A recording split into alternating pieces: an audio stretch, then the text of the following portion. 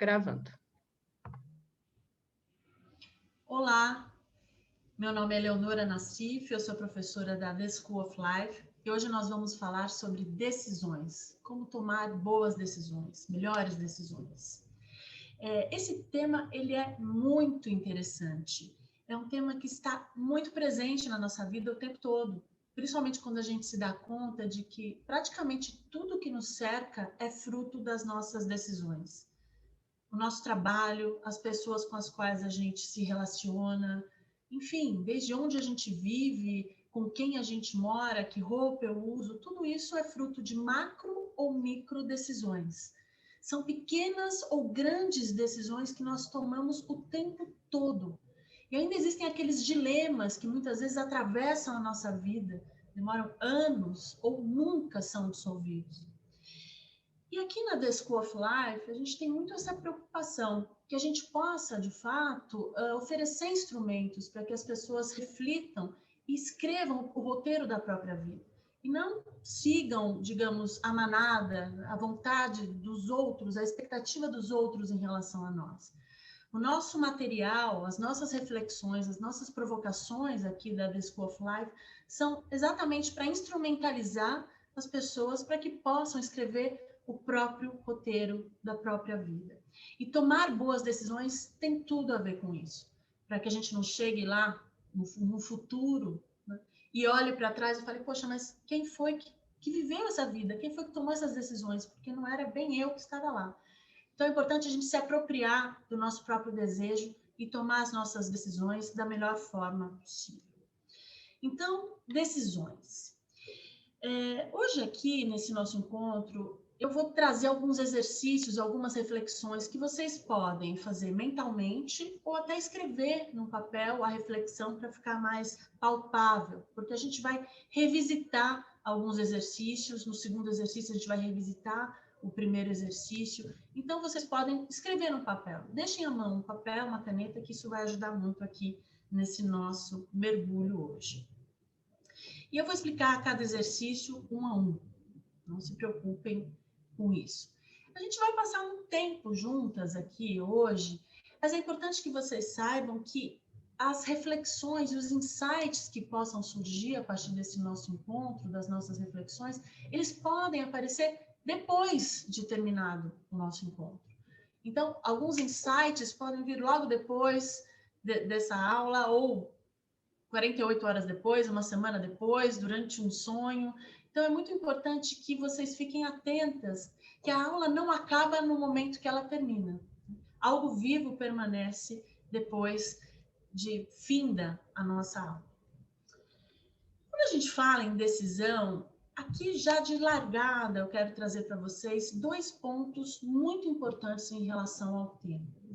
O primeiro é como funciona esse nosso processo interno, né, de deliberar a respeito de uma decisão. Como é que a gente avalia as possíveis alternativas, os possíveis caminhos para encontrar, de fato, uma melhor decisão, a melhor decisão possível, a depender do caso, né? Ou de um dilema, como eu falei agora há pouco. E um segundo ponto que eu quero destacar agora, ainda nesse nosso início, é como a gente pode desenvolver uma certa habilidade emocional para lidar com a ansiedade que, inevitavelmente, esse sentimento de ter que tomar uma decisão nos invade. É um tema que está umbilicalmente ligado à questão da ansiedade. Tomar decisões, muitas vezes decisões que não impactam apenas a nós mesmas, mas outras pessoas que estão às nossas voltas, né? Vocês como diretoras nacionais, as decisões podem impactar inclusive o seu time, a sua equipe. Então, como que a gente pode lidar com essa ansiedade, né? E essa grande responsabilidade que é a tomada de decisão? Né? E que essa ansiedade pode nos levar a tomar exatamente más decisões. Então, como que a gente pode desenvolver habilidades para lidar com essa ansiedade e conseguir decidir de maneira mais sábia? Esse é um ponto muito importante aqui, que já desse início de largada eu quero provocar vocês. Né? É um tema extremamente ligado à ansiedade. E é um tema ligado à ação, né? Tomar uma decisão. Mas a gente também vai ver que, às vezes, a não decisão pode ser um caminho sábio e saudável. Muito bem. O que é decisão, afinal? Se a gente for pensar nesse modelo de tomada de decisão, em definir os rumos da própria vida, nos termos que a gente hoje enxerga, isso tudo é muito recente.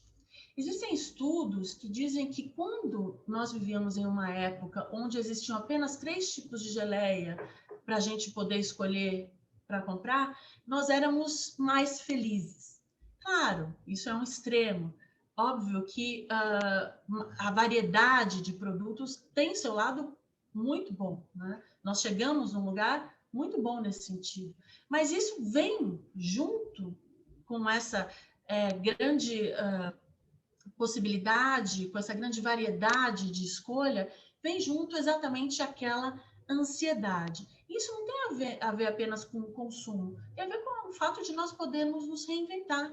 A gente, há séculos passados, tínhamos ali no momento que a gente nascia, a depender da cultura, da classe social, a nossa cultura familiar, onde nós estávamos inseridos, a nossa religião, a gente já sabia mais ou menos como seria a vida daquele bebê até o final da sua existência.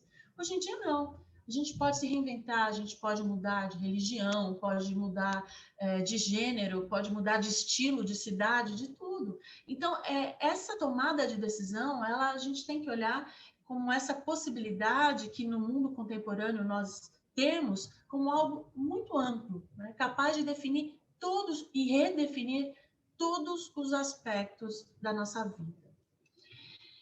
E eu trouxe agora há pouco esse exemplo da geleia, mas é claro, vocês já devem ter experimentado essa sensação de estar diante de uma grande variedade de possibilidades e muitas vezes não conseguir decidir, né? Isso, claro, tem um lado bom ou um lado ruim. A gente tem que entender que é gratificante ter opções, né? Isso torna a nossa vida mais rica e mais completa, mais interessante. Mas, ao mesmo tempo, a gente pode até encarar essa grande variedade como algo que nos leve, em algum momento, a uma espécie de fadiga de decisões. Vou explicar melhor para vocês. É quando a gente se sente sobrecarregados, ao ter que tomar tantas decisões o tempo todo. Lembra que agora há pouco eu disse que a gente pode reinventar tudo que está à nossa volta? Até o nosso jeito de ser, o nosso estilo, o nosso destino? Então, isso é muito bom, claro, mas isso pode, num extremo, nos levar a um esgotamento, né? Uma sobrecarga muito grande, uma sobrecarga exatamente para gerenciar tantas possibilidades de escolha, né? Enfim, qual caminho eu vou dar para o meu trabalho? Me divorcio, não me divorcio? O que eu visto? Qual é o tom que eu devo falar com as pessoas para instruí-las? Quais e-mails eu devo ler primeiro? Qual reunião é mais importante no dia? Então, isso tudo é algo que sugere que a vida real, ela realmente pode nos levar a uma sobrecarga e a um esgotamento nessa tomada de decisão o tempo inteiro. E quando a gente toma consciência disso, porque muitas vezes as nossas tomadas de decisão, elas estão um pouco no piloto automático.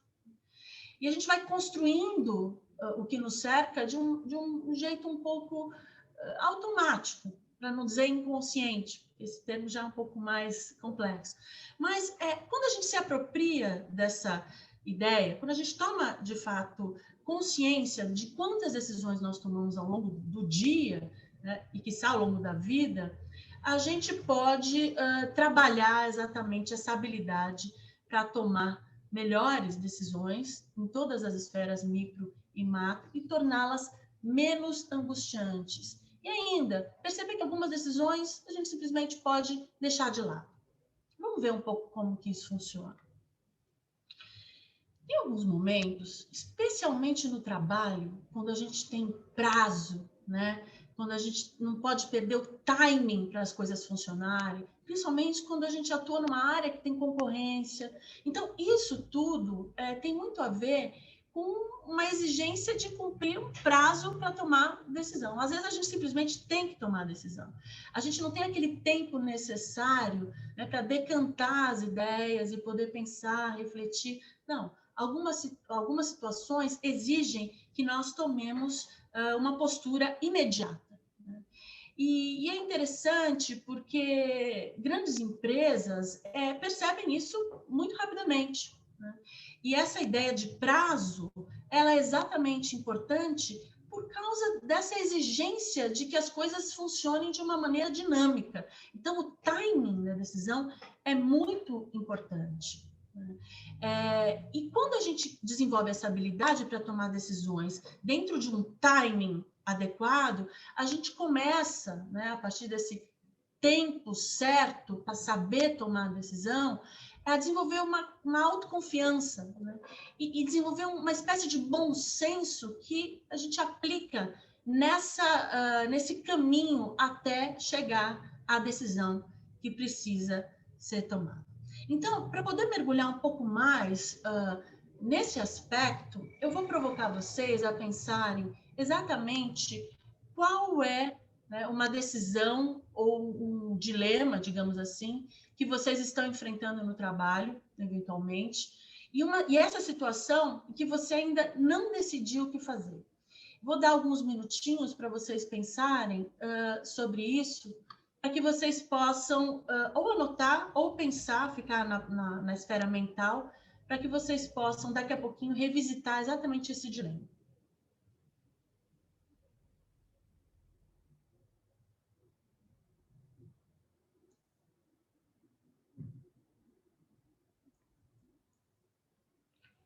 Só um minutinho, gente.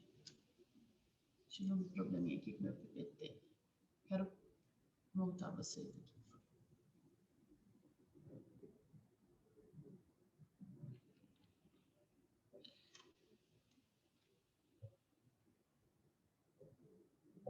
Muito bem.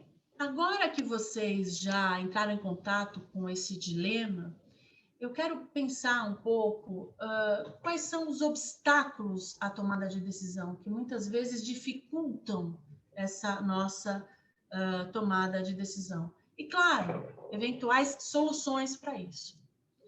Então, quando a gente pensa em obstáculos, é muito comum a gente se deparar com medo, com pensamento rígido e superficial, pensamento rígido e razão, e a gente já vai entender um pouco melhor o que é isso, e o clássico perfeccionismo, que muitas vezes nos paralisa e faz com que a gente não consiga sair do lugar. Então, para entender a arte, digamos assim, de tomar a decisão, a gente precisa examinar esses aspectos, digamos, esses obstáculos emocionais que nós enfrentamos regularmente, principalmente no âmbito do trabalho. E um dos pontos, um dos primeiros obstáculos, um dos primeiros desafios que se colocam é exatamente essa ideia de procrastinar, né? Adiar repetidas vezes uma postura, um caminho a ser seguido, uma decisão. Então, porque, claro, nem sempre é óbvio qual é o melhor caminho a ser tomado. E essa procrastinação, esse não decidir, esse adiamento, digamos assim, ele tem muito a ver porque tomar decisões está muito ligado ao autoconhecimento.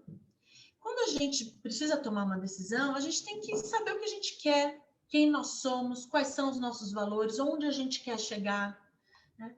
E, dependendo do caso, a gente precisa fazer um mergulho muito profundo para saber qual é a decisão, qual é a solução para aquele dilema. E nesse mergulho pode surgir uma resposta de que, de repente, não decidir, a indecisão pode ser, a depender do caso, a decisão a ser tomada. Ou seja, uma não decisão pode ser tão boa quanto efetivamente uma decisão. É aquele famoso dar um passo para trás, né? Conseguir fazer uma pausa e entender que naquele momento esse passo para trás é o mais importante. Para conseguir enxergar as coisas com distanciamento e não decidir. Isso pode ser um caminho a depender do caso, né? Cada caso é um caso. E é muito importante que, em relação a esse tema, a gente consiga observar qual é o contexto de cada dilema, de cada tomada de decisão. Mas, claro, muitas vezes a gente adia a tomada de decisão por outros motivos. E um dos principais motivos que nos leva a postergar, a procrastinar, e não necessariamente é um motivo positivo, como esse que eu acabei de mencionar, de criar um espaço saudável para poder observar e criar um distanciamento para entender melhor a situação, que é aquele passo para trás. Mas o medo, ele é um obstáculo que não tem nada a ver com ter um tempo certo para a tomada de decisão. O medo é algo que efetivamente nos paralisa, né? E ele surge muitas vezes porque a gente tem uma espécie de preguiça de ter esse mergulho de autoconhecimento. Eu disse agora há pouco que a tomada de decisão tem muito a ver com autoconhecimento. E o autoconhecimento, ele também traz a ideia de que, ao tomar decisões, nós somos responsáveis por essas decisões.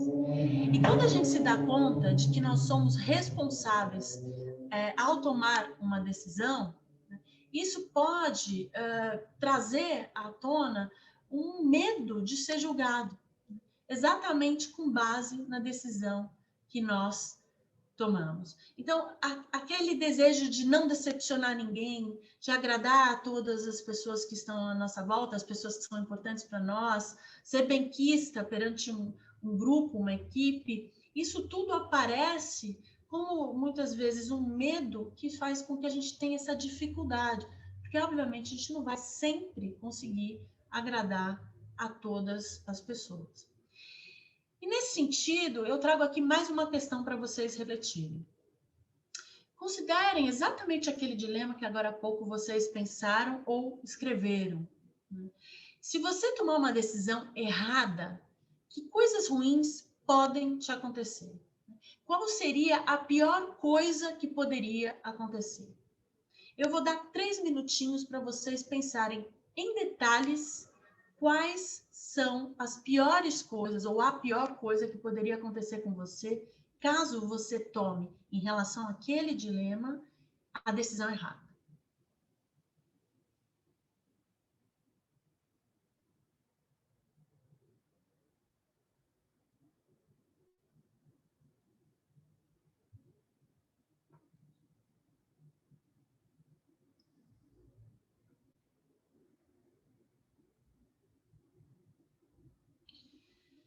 Muito bem, agora que você já pensou se tudo der errado, o que vai acontecer comigo, com a minha vida, com a minha carreira, o que as pessoas vão pensar de você, é muito importante fazer esse exercício. O que vão pensar de mim se eu tomar essa decisão errada?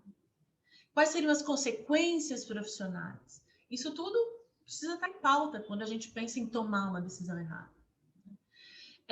A partir dessa reflexão que você fez, que é uma reflexão muito importante, porque ela pode exatamente dissolver os fantasmas que nos paralisam, muitas vezes. Quando a gente nomeia o que de pior poderia nos acontecer, de alguma forma, a gente consegue também nos libertar desses fantasmas, né? Então, como é que a gente pode reduzir esses medos? Essa é a pergunta que agora eu lanço aqui para a gente poder continuar essa reflexão juntos aqui. Bom, como é que a gente pode reduzir o medo? Como é que a gente pode parar um pouco para pensar que não decidir a longo prazo também terá consequências? Então, claro, quando a gente pensa em não tomar uma decisão quando a gente não estiver ainda madura para aquilo, a longo prazo, esse não decidir também vai ter consequências. Então, vamos estender um pouco essa linha do tempo. Vamos pensar como seria não tomar decisão a respeito desse dilema. Vocês agora pensaram o que aconteceria de pior se vocês tomassem a decisão errada. Mas o mais importante para a gente conseguir reduzir esse medo tem a ver com reduzir o medo associado a tomar a decisão ruim, até que ele seja menor do que o medo de não tomar a decisão. Por isso é importante também pensar a longo prazo quais seriam as consequências de não tomar essa decisão. Para a gente conseguir destravar esse medo, é importante ter essa percepção de que quando o medo associado a tomar a decisão ruim se torna menor do que não tomar a decisão.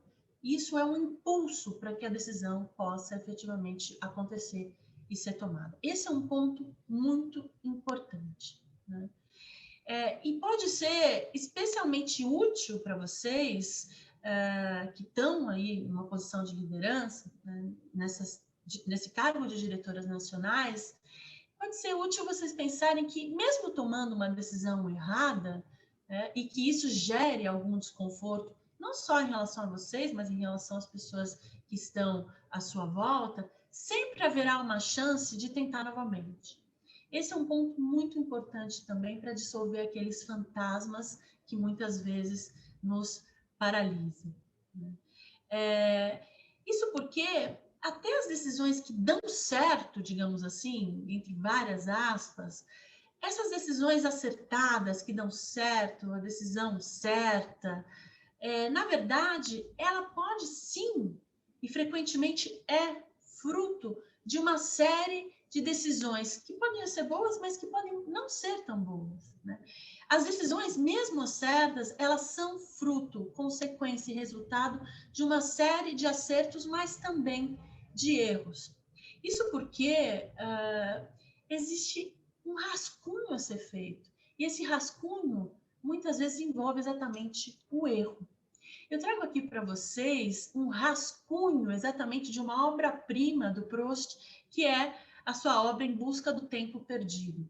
E é muito elucidativo esse exemplo. Por quê? Porque mostra quantas vezes ele teve que apagar, reconstruir, reescrever um parágrafo, até que a sua obra Em Busca do Tempo Perdido estivesse ali, como acabou se consagrando como uma obra-prima. Então, é claro que o rascunho ele é necessário. Ninguém acerta de primeira, né? E quando a gente trabalha com o erro como um fator que pode colaborar exatamente para que a decisão se torne a decisão certa, acho que isso também nos ajuda a conseguir caminhar, dissolver esses medos, olhar de uma maneira mais realista, mais verdadeira para o dilema que se coloca à nossa frente.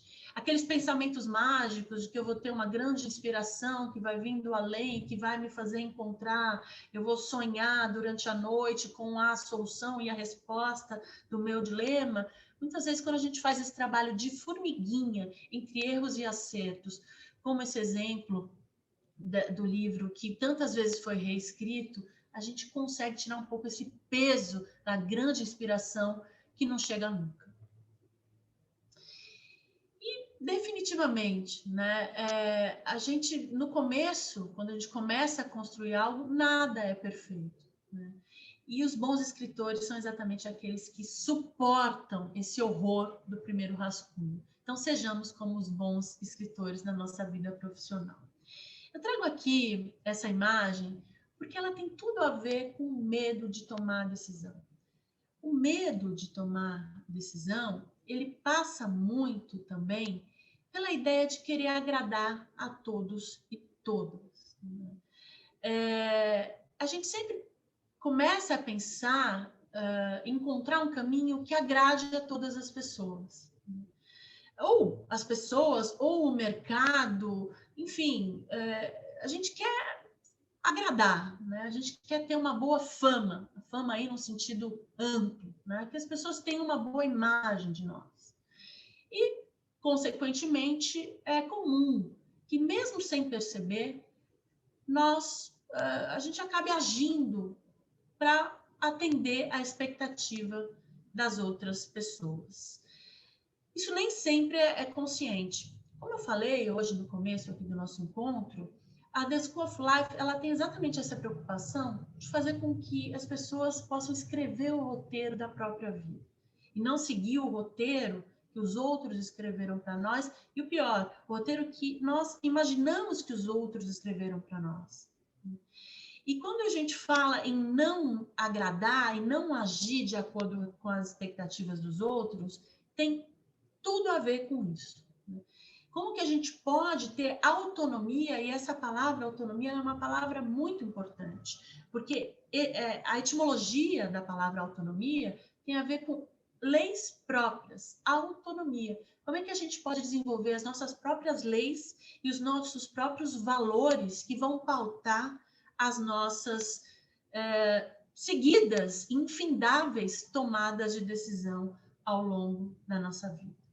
E tem um outro fator em jogo também que é muito importante, que tem tudo a ver com a nossa origem, né? Com a nossa tenra idade, com os nossos primeiros afetos, com a forma como nós sobrevivemos quando nascemos.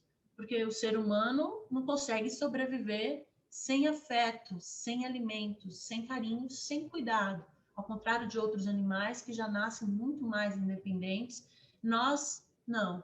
Então, é claro que nós, enquanto bebês e crianças em tenra idade, a gente o tempo inteiro age para agradar os nossos pais. Esse é um hábito intrínseco a qualquer ser humano. Né?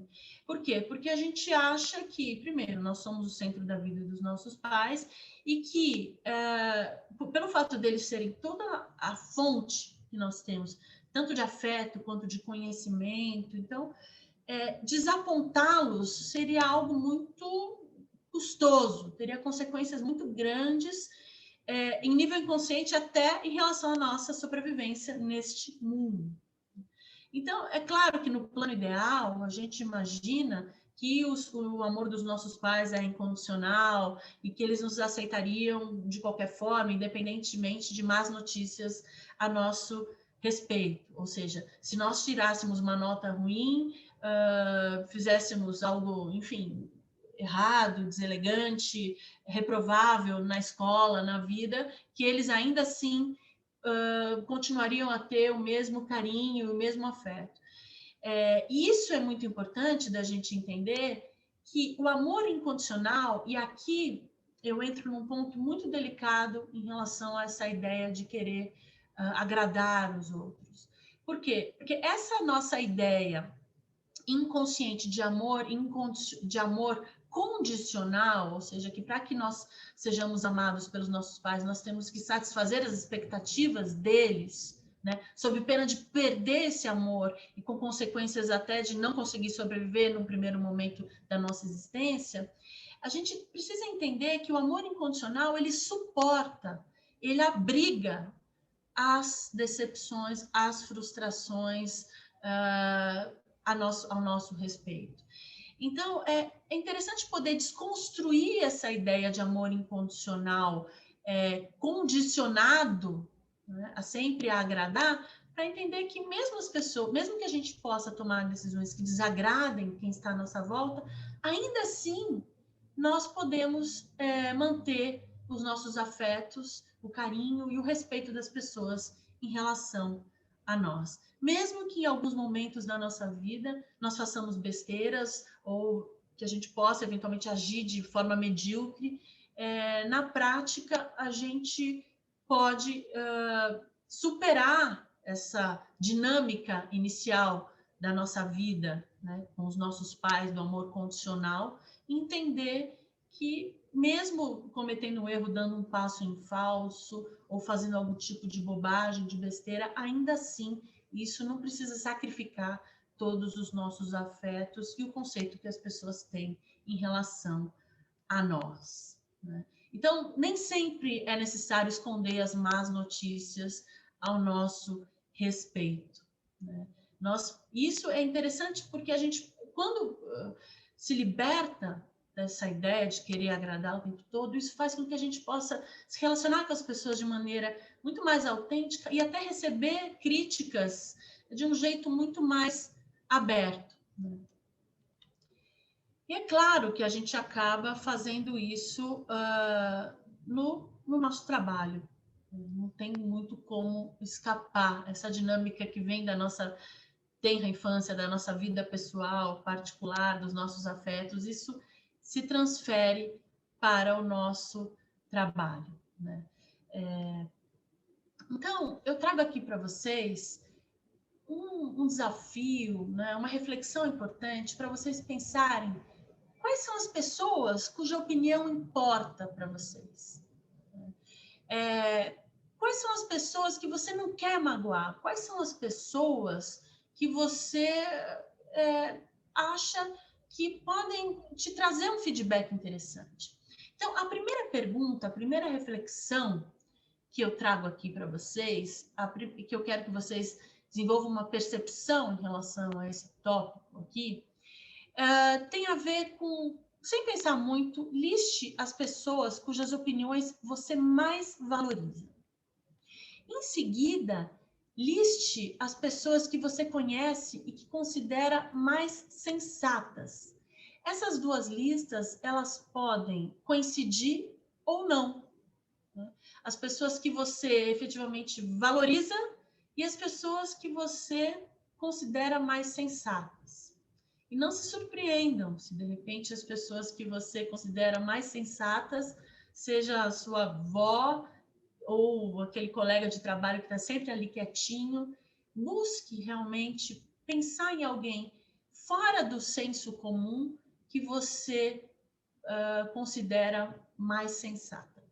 Vou te dar 2 minutinhos para pensar nisso, fazer essa listinha e a gente já volta.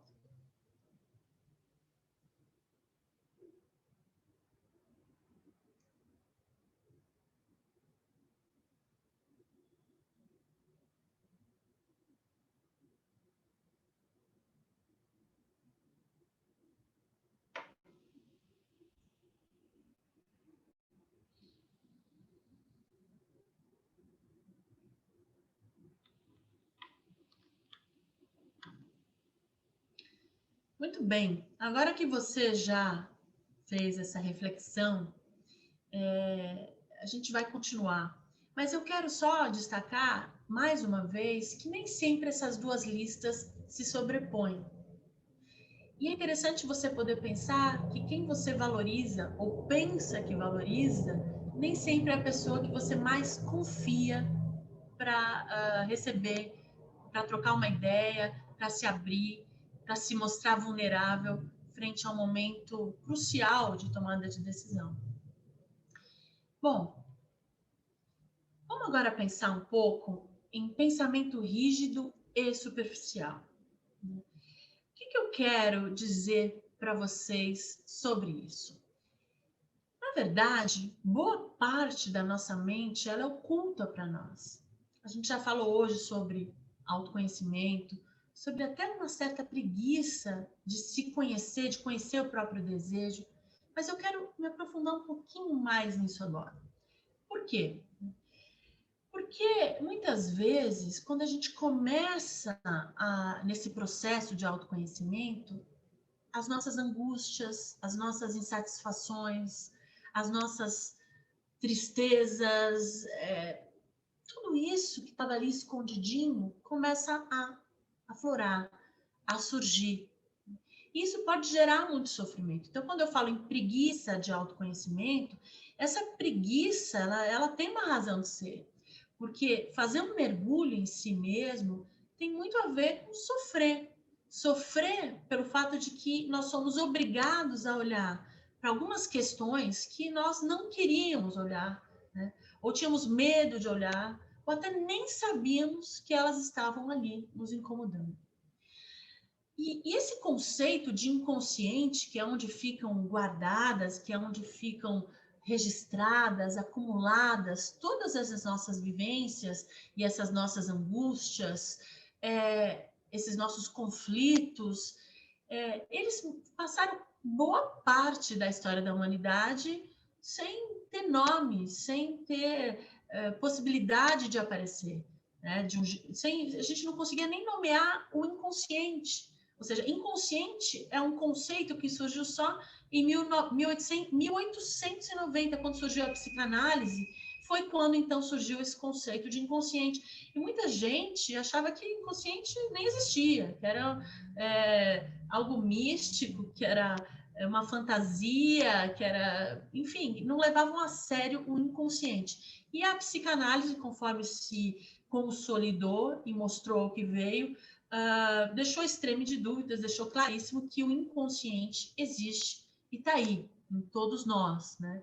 E ele se revela das maneiras mais inusitadas, tanto através de sonhos, como atos falhos, quando a gente troca uma palavra pela outra e aquilo revela, né, toda uma carga inconsciente que a gente muitas vezes não estava preparado para acessar.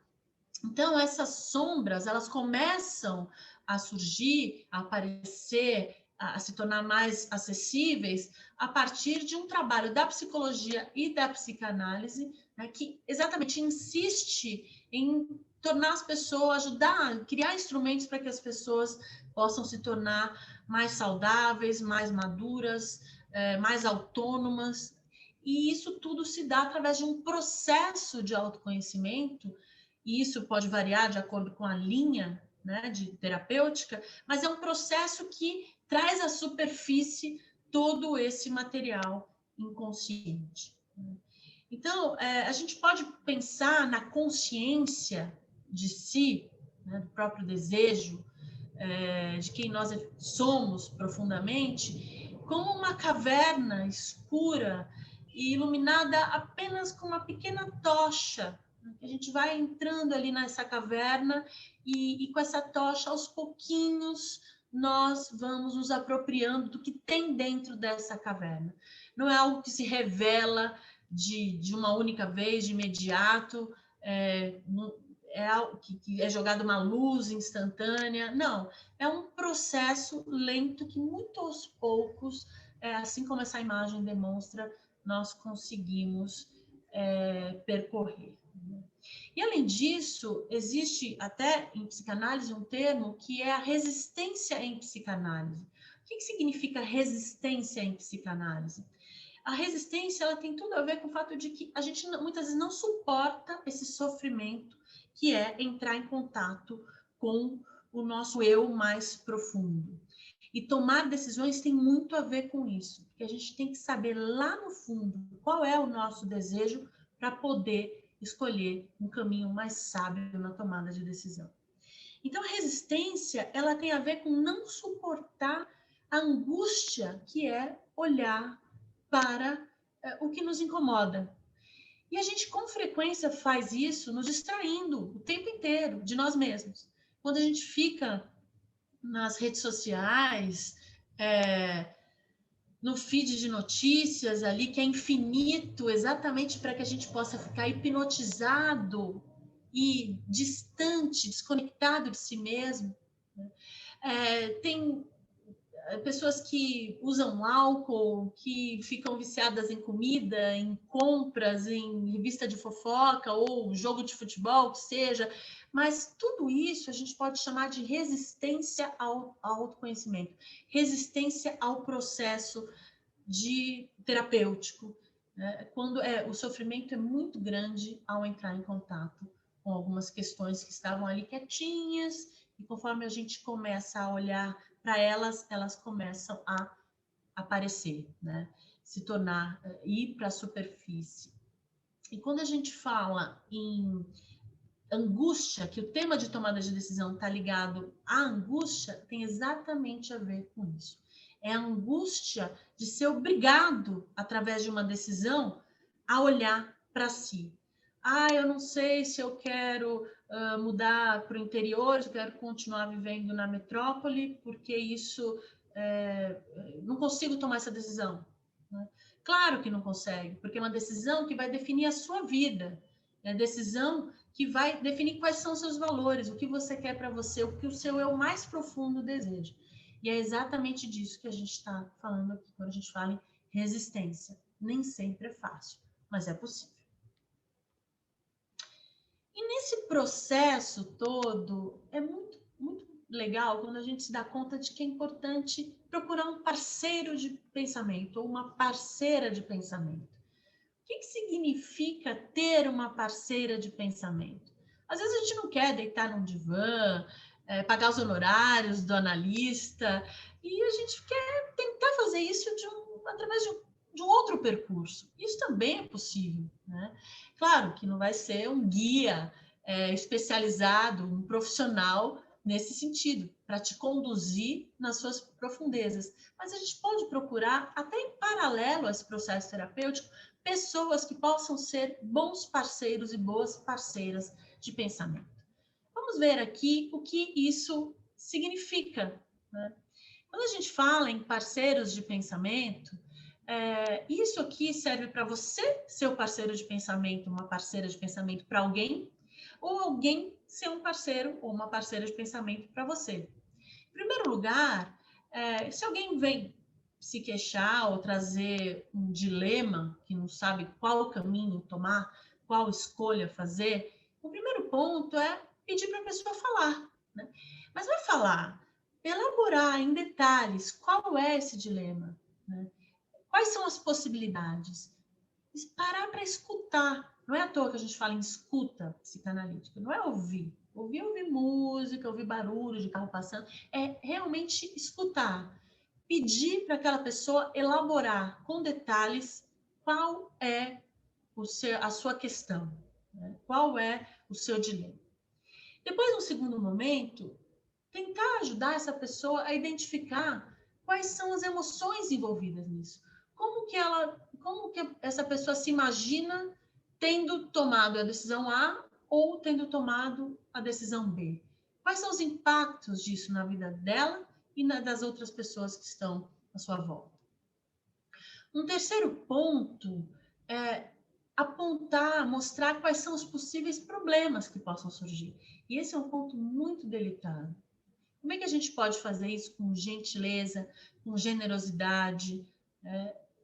Percebendo que isso pode até ser um ponto sensível, porque você demonstrar os problemas, as consequências, pode ser exatamente ali o elo fraco, o momento mais delicado que muitas vezes impede aquela pessoa de prosseguir na tomada de decisão. Então, como que você pode ser gentil e acolhedora ao escutar quais são as emoções envolvidas e os problemas relacionados a isso, né? E, por fim, tentar trazer algumas sugestões, né? Procurar algumas conexões, algumas possibilidades, talvez um terceiro caminho, né? Uma conexão com uma terceira possibilidade que talvez nem tenha surgido até então. Essa ideia de parceiro de pensamento pode nos ajudar e ajudar quem está à nossa volta a sair do atoleiro que muitas vezes nós nos vemos ao ter que tomar uma decisão. Mas tem outras coisas também que podem ser feitas para que a gente possa sair desse atoleiro. Uma delas é, por exemplo, você mudar o cenário. Quem nunca estava com uma dúvida, um dilema, uma dificuldade e saiu para fazer uma caminhada e no meio da caminhada encontrou a solução para aquilo que buscava? Ou então durante uma viagem de trem, de ônibus, ali olhando na janela, quantos pensamentos começam a surgir dentro de nós quando a gente muda o cenário? Isso serve para estar no café ou até lavando a louça, que é algo que para muita gente ajuda a organizar os pensamentos. Então eu diria que muitas vezes quando a gente muda o cenário, a gente muda de escritório. E o nosso escritório ele pode tomar diversas formas, como essas formas que eu apresento agora aqui para vocês, né? Então, quais são os novos espaços que você pode pensar, né, para você poder trabalhar, para você poder refletir? Lembrando sempre que o nosso ambiente físico, ele também ajuda a mudar a nossa paisagem mental. Isso é muito importante. Isso é muito importante também, e agora eu vou entrar num ponto muito delicado desse tema, que é o ceticismo emocional. Quando a gente pensa em ceticismo emocional, tem a ver com o fato de que nós, seres humanos, nós funcionamos com base na nossa razão, mas também na nossa emoção.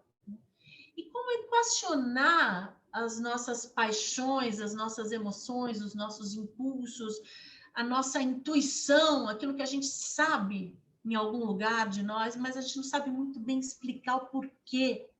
Eu sei que essa decisão é a decisão certa, mas eu não sei explicar como eu cheguei até essa decisão. Isso é do campo do inconsciente, da intuição, das nossas profundezas, que às vezes a gente sabe, mas não consegue nem explicar. É do campo da emoção, não passa pela razão. Porque os nossos cérebros, eles são instrumentos brilhantes, capazes de raciocinar, de sintetizar, de lembrar, de memorizar. Agora, os nossos cérebros são extraordinários, mas claro que eles também possuem falhas. Né? Claro que eles possuem falhas. Quando a gente pensa, por exemplo, nessas duas linhas, a gente pode imaginar que, enfim, que uma delas está mais próxima do que a outra, sem perceber que essas duas linhas têm exatamente o mesmo tamanho.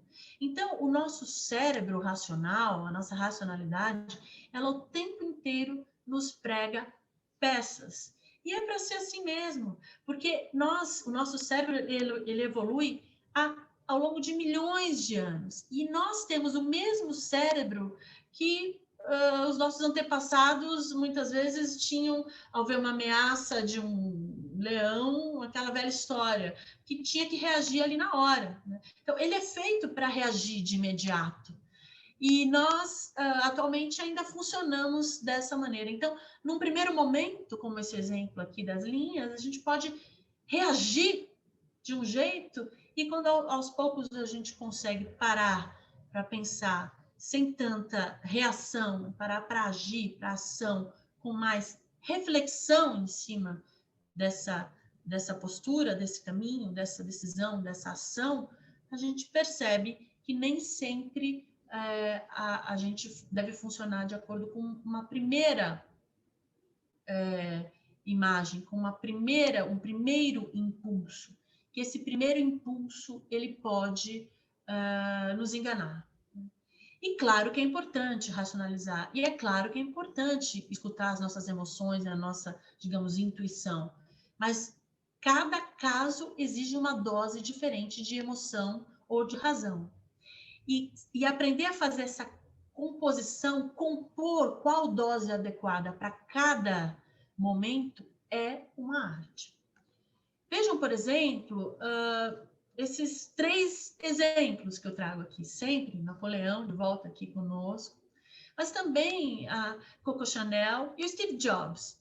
Vejam, são pessoas completamente diferentes, que viveram em épocas diferentes e provavelmente com maneiras de tomar decisão muito diferente um dos outros. Se a gente for pensar, cada um deles resolveria o seu dilema de um jeito diferente. O Napoleão, que era, claro, um tomador de decisões, mas tem uma postura muito mais ativa, tem um olhar muito mais ambicioso para os seus objetivos, para os seus desejos e, consequentemente, para as suas tomadas de decisão também. Já a Chanel, uma mulher extremamente criativa, ousada, né? Capaz de trazer novas combinações que ninguém tinha pensado ainda.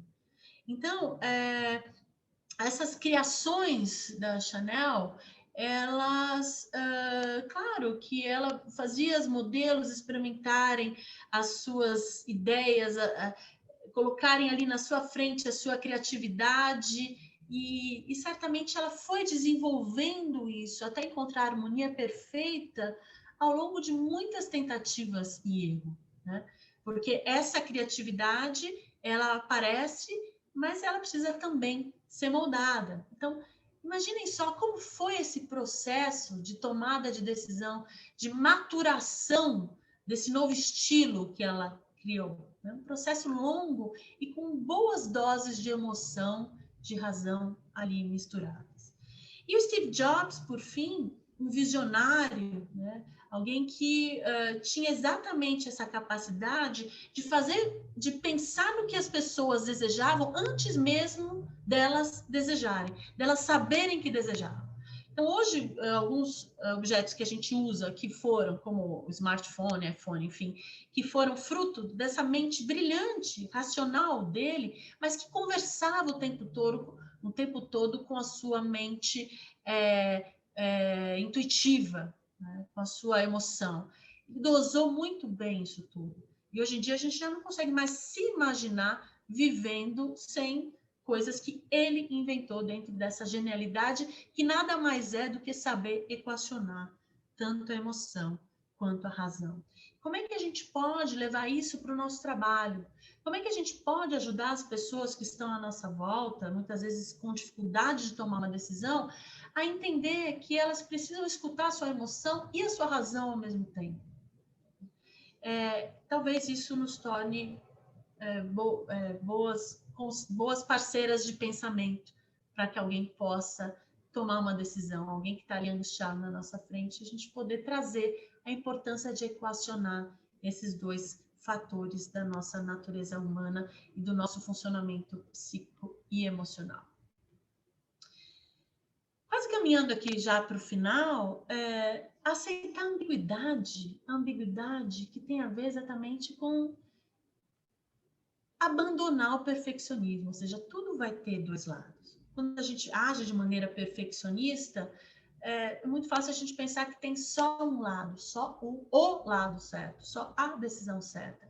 E que essa decisão certa, ela vem fechada, né, redondinha, de um jeito perfeito, e a partir do momento que nós tomamos a decisão, ela vai ser a decisão certa para o resto da vida. Ou seja, eu vou me mudar para o interior, vou montar uma pousada, decidir abandonar a metrópole, então vou simplesmente sentar ali na cadeira, na rede, na porta da pousada, e a decisão certa está tomada, porque afinal foi a decisão certa.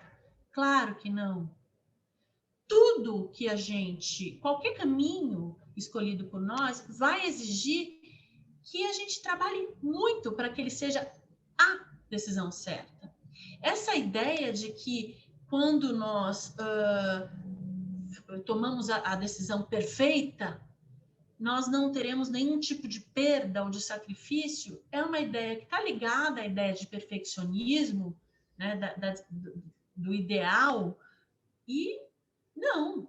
Toda vez que a gente escolhe uma coisa, a gente deixa de escolher outra. E isso vai sempre envolver sofrimento, dor e sacrifício. Por isso essa ideia de ambiguidade. Vai, junto com a nossa decisão, surgir também as não decisões que não foram tomadas e que a gente vai ter que sacrificar para poder seguir o caminho por nós escolhido, né? Para nós ou para nossa equipe, enfim.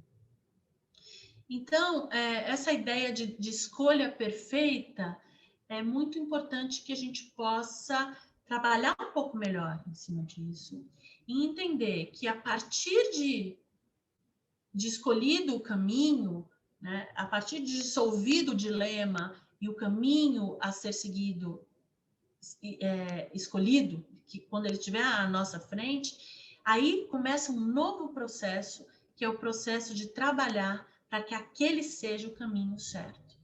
E é isso que vai fazer aquela ser a decisão certa.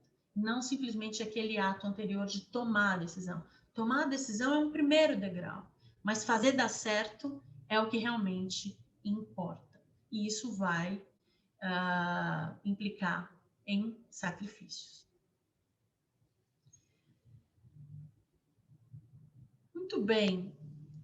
Até porque, e a gente aqui vive um momento de pandemia e que isso está muito evidente para todo mundo, nem sempre dar certo ou não dar certo depende da gente. Pode surgir uma guerra, a imprensa pode entender algo completamente errado a respeito de um produto que você trabalha e divulgar de um jeito ruim, equivocado, né? Isso não está exatamente no nosso controle o tempo todo. Um outro produto mais moderno pode surgir sem que você saiba e vai concorrer ali, uma concorrência que você não contava. E eu falei agora há pouco a respeito da pandemia, que nos colocou em uma situação totalmente inusitada e fora do nosso controle. Então, esse fator de que que forças desconhecidas podem atuar na nossa vida e, consequentemente, na nossa tomada de decisão o tempo todo, né? Parece um pouco absurdo, mas nós estamos vendo que não é, né? É um ponto importantíssimo que derruba por completo a racionalização total da tomada de decisão. Porque existem fatores que estão fora do nosso controle que atuam em relação aos caminhos que nós vamos escolher para nós, para a nossa equipe, para a nossa carreira, para a nossa vida, em qualquer âmbito da nossa vida. Nós não somos os únicos autores dos nossos triunfos. Existem diversos fatores que contribuem para isso, tanto para os nossos triunfos quanto para as nossas derrotas. Então, é importante a gente sair um pouquinho do nosso ego, né? Deixarmos de ser tão egocêntricos, e entender que existem fatores externos que colaboram muito, tanto para os nossos triunfos quanto para as nossas derrotas. A gente colabora? Sim, mas não 100% com a gente na nossa onipotência. Imagina que colabora. E quem percebeu isso muito rápido foi o Winnicott, quando ele criou aquele conceito de mãe suficientemente boa, que as mães sempre querem ser perfeitas, e ele trouxe exatamente esse alento, né, criando esse conceito da mãe suficientemente boa, que a mãe ela vai ser boa dentro da sua possibilidade, né? Não existe a mãe perfeita, existe sim a mãe suficientemente boa, né?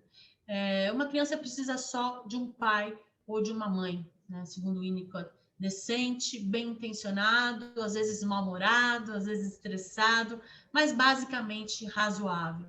E é assim que a gente pode lidar com a nossa própria vida, com as nossas próprias limitações, ou seja, aceitar que às vezes a gente vai tomar uma decisão errada e que pode ser reparada, na mesma linha dessa ideia de mãe suficientemente boa. Um outro ponto que também aqui, para encerrar, pode nos ajudar a ficar mais confortáveis nesse processo de tomada de decisão, de ter que lidar com um dilema, que pode ser algo que nos angustie por muito tempo, é essa ideia, né, do Zen budismo japonês, que é uma abordagem muito delicada da cerâmica budista, do Zen budismo, que é uma arte que se chama Kintsugi. E o Kintsugi, ele valoriza exatamente a falha, o erro, o fracasso, a derrota. Isso dourado que vocês veem é exatamente uma espécie de pasta dourada, né, que ela é feita com pó de ouro, e que serve para colar os destroços das cerâmicas que quebram. Então, aquela cerâmica que se quebra, que em qualquer outra cultura seria jogada fora, para o Zen budismo japonês, ela é colada com fio de ouro, que simboliza exatamente o valor do erro, né? Esse juntar-se a partir do ouro é valorizar, né, o que não deu certo, é tornar bonito, é tornar forte, é tornar visível o erro como um valor, como um aprendizado, como algo que nos faz crescer, nos tornar mais sábios e mais maduros, mais maduras. E essa ideia do Kintsugi é algo que pode ser aplicado ao nosso processo de tomada de decisões. Então, para finalizar, eu vou pedir para você escrever quais são as principais barreiras que você enfrenta para tomar essa decisão. Essa decisão que você já entrou em contato desde o princípio aqui do nosso encontro. E você pode levar em consideração o seu medo ou procrastinação, necessidade de agradar as pessoas, pensamento rígido e superficial, excesso de confiança no instinto ou na razão e, por fim, o perfeccionismo. Você não precisa se aprofundar muito nisso agora. É algo que você pode, de repente, revisitar daqui 48 horas, depois do nosso encontro, hoje à noite, amanhã de manhã.